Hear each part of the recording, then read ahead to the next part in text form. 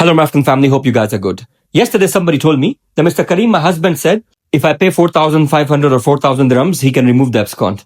Let me first educate you on two things. First of all, who can check the abscond? And second, who can remove the abscond? First of all, who can check your abscond? It's only the immigration who can check the abscond, or maybe the Amir Center. For us people who make visas, how we get to know that you're absconded is once we apply for your employment contract, and once the labor contract is gone through, employment contract is gone through, and when the time for the visa is there.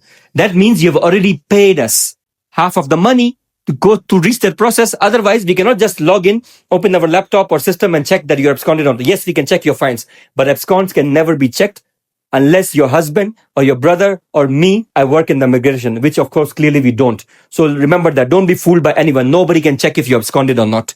Yes, everybody can check your fines, but absconds can only be checked by the immigration or maybe the Amir Center. That's it.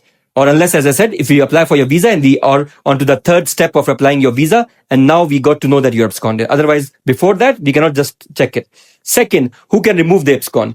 Now, abscond can only be removed by the immigration, but by the NOC given by the person who has put you into abscond. If it's your employer, only if he gives you the NOC, the government will remove the abscond. Otherwise, they will not. If it's a visit visa, then you have to get the NOC from your visit visa supplier, and then the immigration will remove the abscond. You can't go to the immigration and tell them that I'm paying you this money, or agent or anybody else who did not do your visa. They can never give you an NOC for removing the abscond. Always remember that. So please don't get fooled by your people you know, you are your friends or family, whoever they are, unless they are the immigration people. I hope the message is clear and loud. So don't waste your money and spend your money just like that.